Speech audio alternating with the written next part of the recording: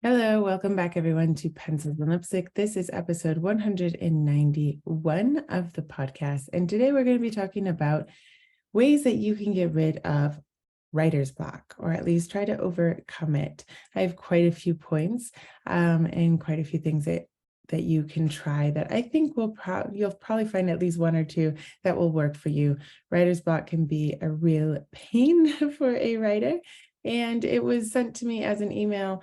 Somebody asked me about it. So I thought, I answered them, but then I thought, well, this would be a great episode topic for the podcast as well.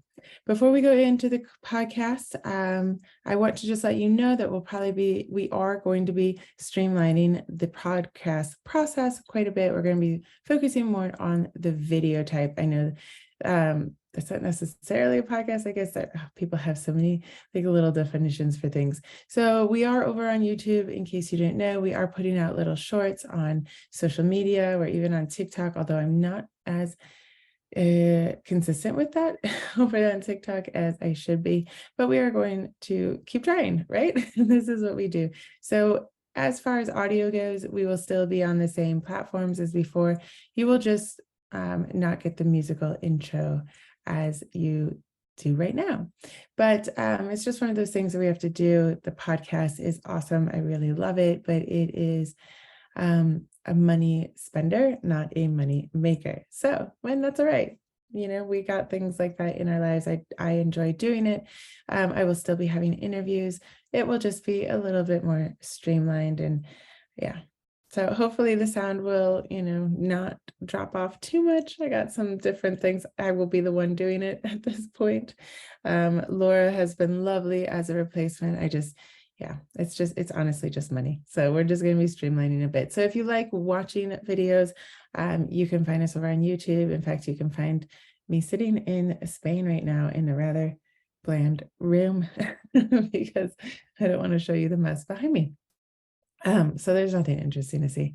Before we get into the interview as well, I want to let you know that I had an interview with Lisa Shaughnessy over on her website, the Writers Retreat Sampler, and I talked all about the Toledo Writers Retreat that is coming up that I'm putting together with Marcy Renee. It's called the Write With Us Writing Retreats in Spain. We have one in September. It's pretty much closed at this point. There are only so many people that we can admit, but we're going to have another one in April. We're going to do it in Segovia, and we'll have another one in Toledo next year at the beginning of October. So if you want to know more about that stuff and want to, figure out when I am on other people's things, like I will be on Daniel David Wallace's summit this summer and fall as well. So if you want to see me on those different summits and listen to those interviews, you should join my writers list. Because if you're on my writers list, you would have already known all about this stuff. You can find the link below in the show notes if you're listening on audio, or right below in the YouTube area there. And YouTube doesn't really let you click links. You have to copy paste it, which is annoying, but whatever, you can find it there. So yeah, if you get on my writer's newsletter, you get usually different topics than what is on the podcast. Sometimes it's a little bit of the same, but we'll also be shutting down the podcast website. Not that you know that it's there, because you all never go there. So anyway, we'll probably be shutting that one down as well. Other than that, nothing really is going to change. I'm going to keep interviewing people, but we're going to sort of focus on the visual a lot. I'm going to have a web designer who specializes in making web pages for authors come in. And so you're probably going to want to watch that on video.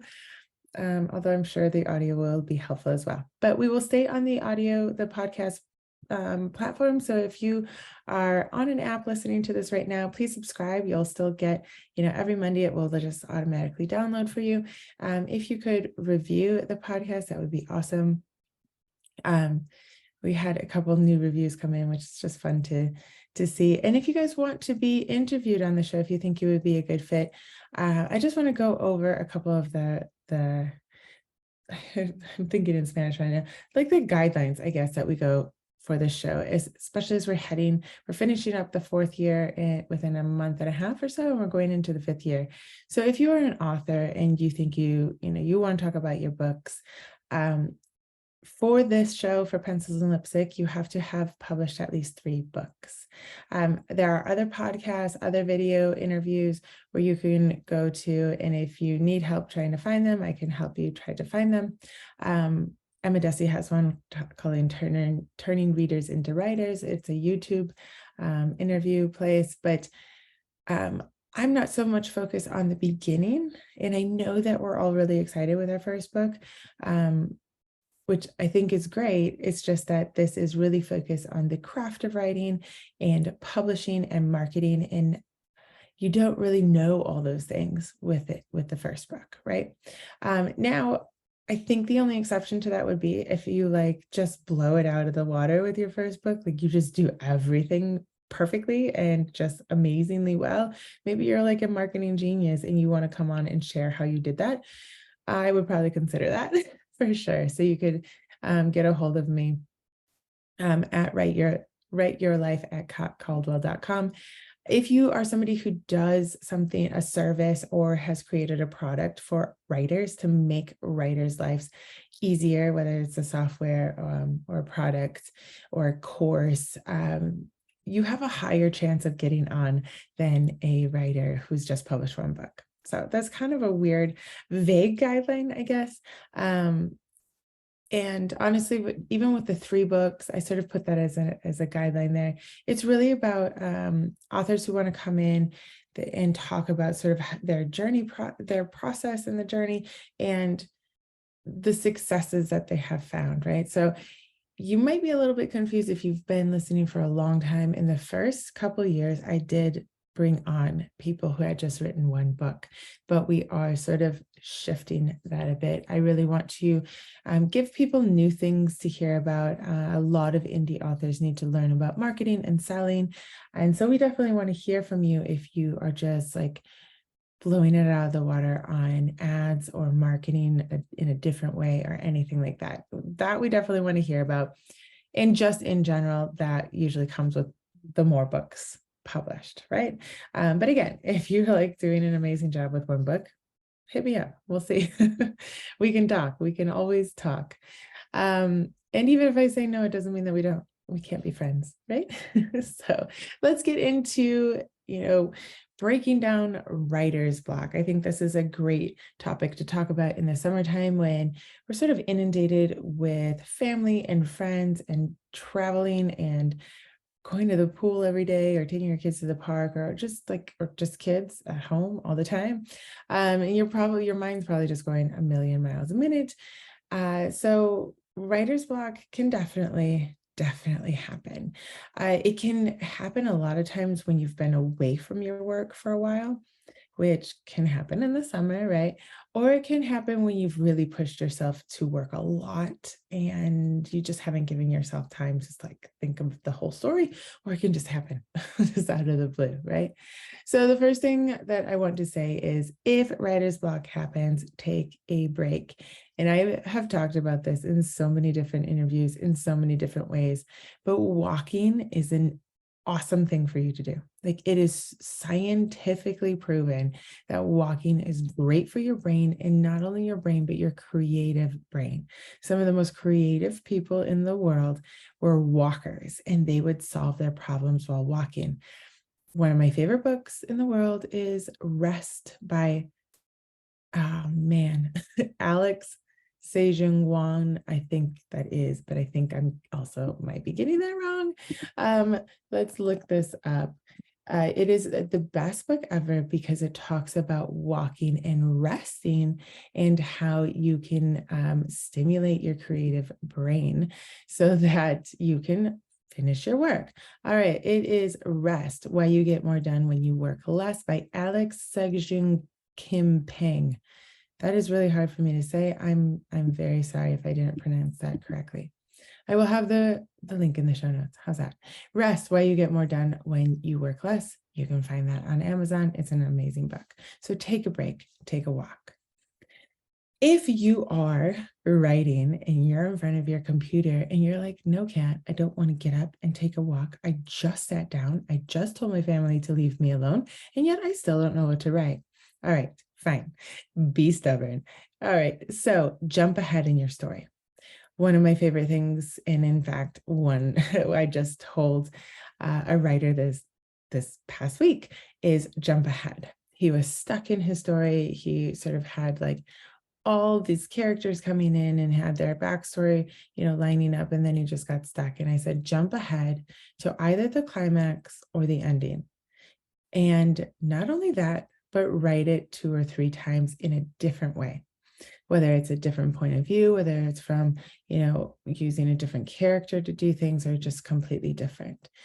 The climax is really important in your story, and the ending is really important in your story.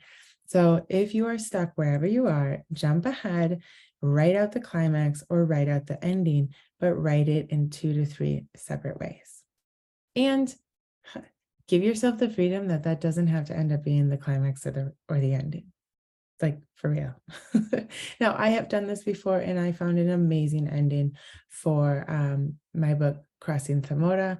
I'm really happy with that ending, and that is like what I visualize as I write the book to finish it. That's the place that I want to finish it at. So that's why this is helpful, because if you get the climax and you do find the thing that you want to have happen, even the written out part, needs to be changed or edited or sort of just redone in general, you have the idea, you have the seed, and that is where you're going to write to, like towards, right? Okay.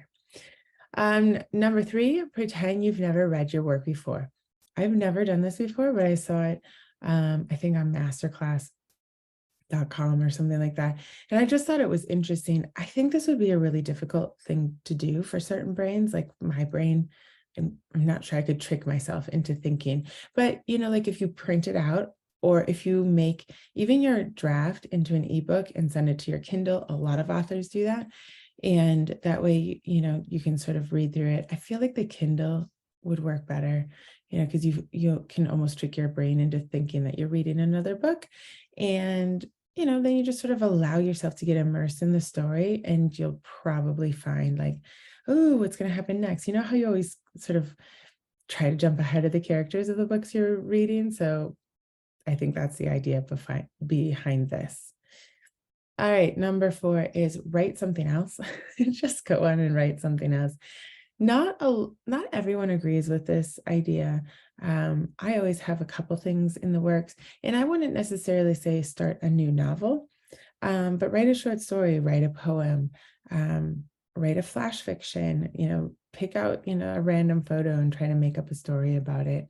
I really like short stories. I think they're really cool.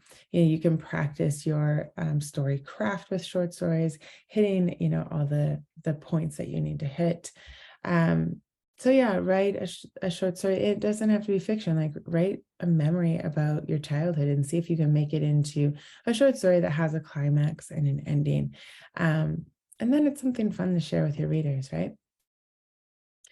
The next one is create a deadline for yourself. So visualize yourself as a professional writer, somebody who's full-time writing, who is only going to get paid if this deadline is hit. You are, in that time of Fitzgerald or whoever that you admire in the classics, and you're sweating and you're going to stay up all night, like come hell or high water. So visualize this deadline and write towards that deadline. This is tricking your brain a little bit, right? But it will also probably cause you to overwrite, just FYI. But that's okay too. If you just like visualize that deadline, I got to get this done. I got to get it done. I got to get it done. And something will probably happen at that point. The next one, I think we're on number 6. Get crafty. Do something else creative. Do a puzzle. Puzzles are awesome for just letting your brain relax. Oh, that's not even what I want to say. Get crafty.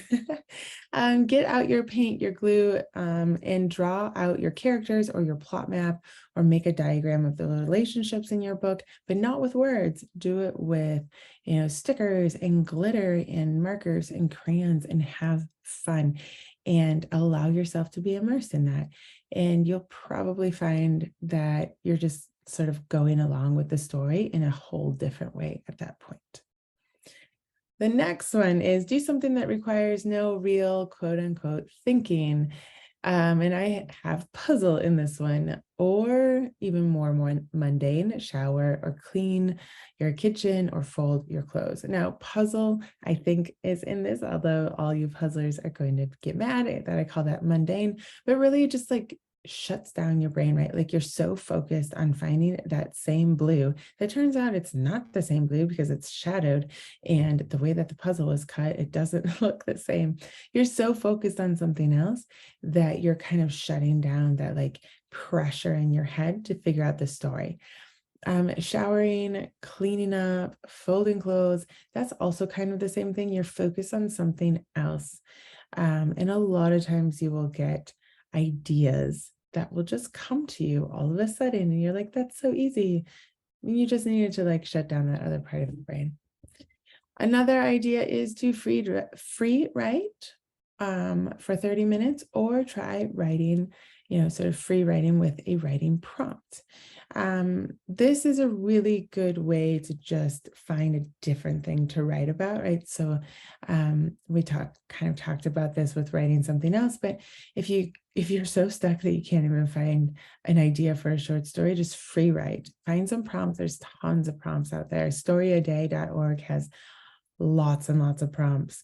I have a short prompt course that's free. It comes to your email. Lots of people have prompts. Or if you like to free write, just set the timer and write about whatever. Like sit on a park bench and describe all the people, and just get it out. Just get out some words on the page. Now, this other one is interesting because I hadn't thought of this before, but this next one is write for 10 minutes about everything that you did that day. And if you can't fill the 10 minutes, then that week or that summer, this summer, or this month, or your life, for goodness sakes, if 10 minutes starts being really, really long. But the point of it is not the words. The point of it is to notice what distracts you while you do it. So do you pick up the nail polish bottle while you're writing because you can't think? Do you pick up the empty box? I like picking up all the things around me. Do you pick up your phone? Does your computer have notifications still on, even if they're silent? Like, do they show up in the corner? Do people call you? Is the cat meowing? Is the outside too loud? Whatever it is. Notice what distracted you, and then set about to rid your area of those distractions. Interesting, right? Next point is talk to a friend, but better yet, talk to a writer friend. Talk about your stories. Have an exchange time in which you are not really looking for feedback, but you just need someone to tell your story to, and then you agree to hear about their story. I guarantee you will figure something out. Something will come to you. Now, I listened to Shonda Rhimes talk about writer's block, and this next point is from her. Shonda Rhimes says that when writer's block used to come to her, it was crippling, and so she just started to refuse to believe it existed.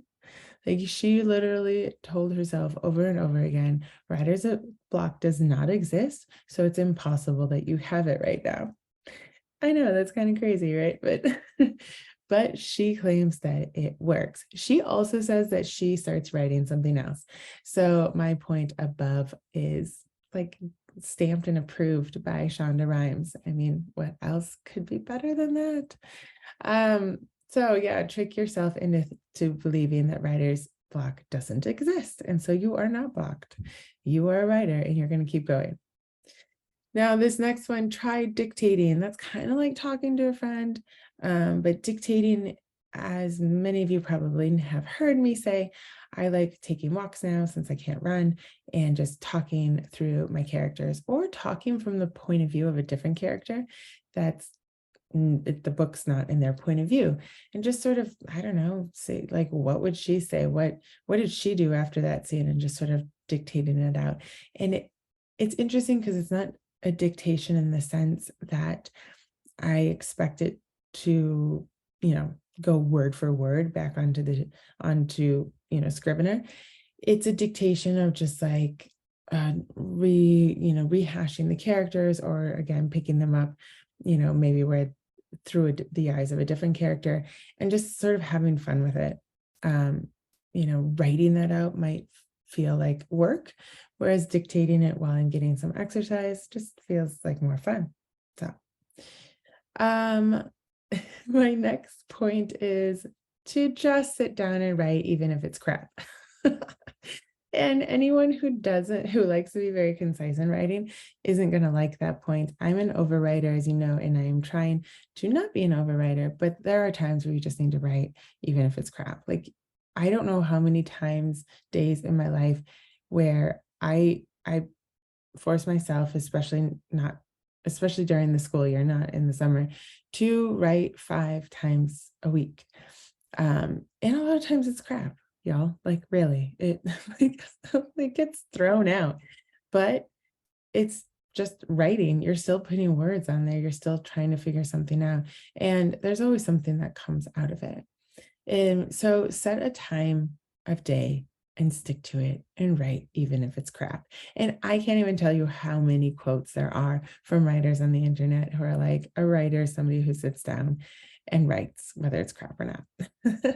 I don't think they say it like that, but there's a lot of writers who basically say that. This is, some of us might sort of see it as a hobby, but the reality is most of us want to see our work published. And so you have to treat it as a job in some way. So you're just going to have to write.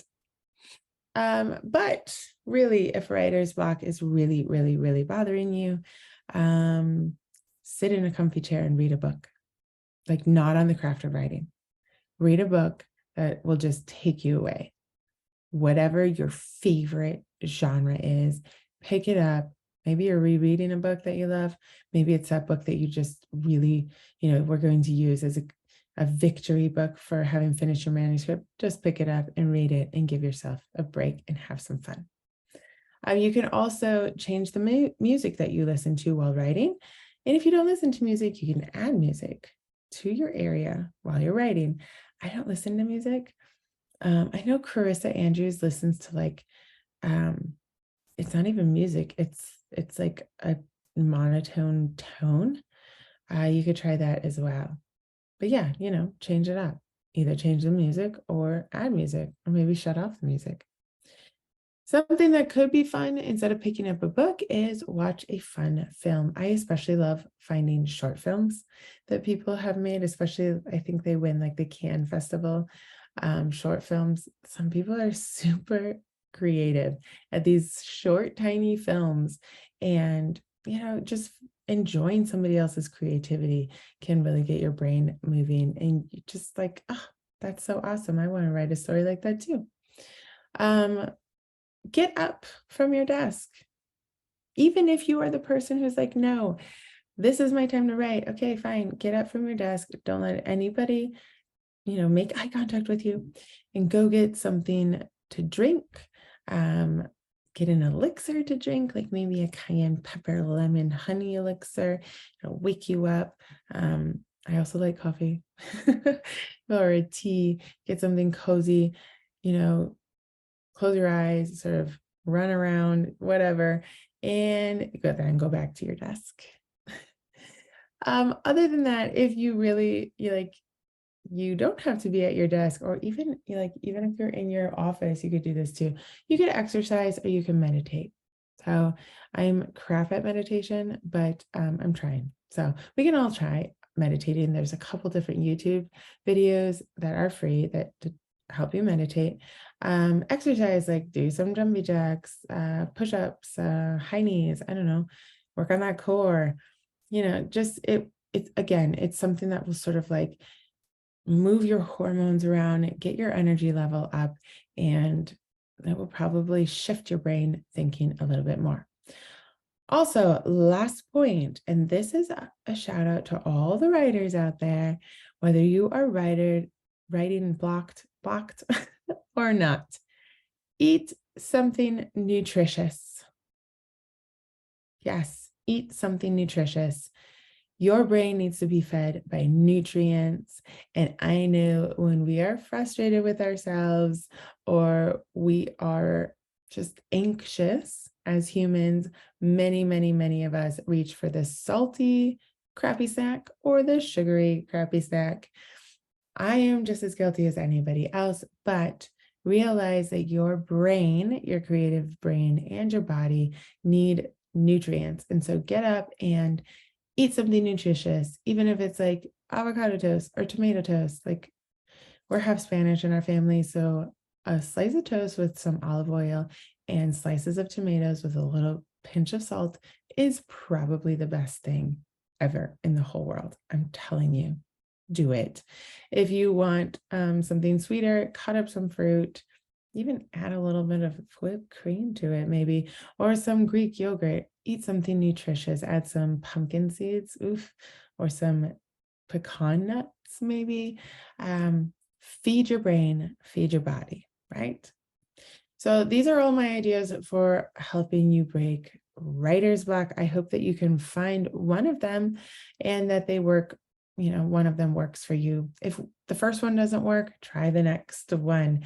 The truth is, you are a writer, you have a story within you, and you can finish it. So before we go out and into the sunset or to the pool or wherever you're going, I want to encourage you that writer's block is completely normal, but you can finish your book, you can keep going, and you can overcome writer's block. So I will see you next week.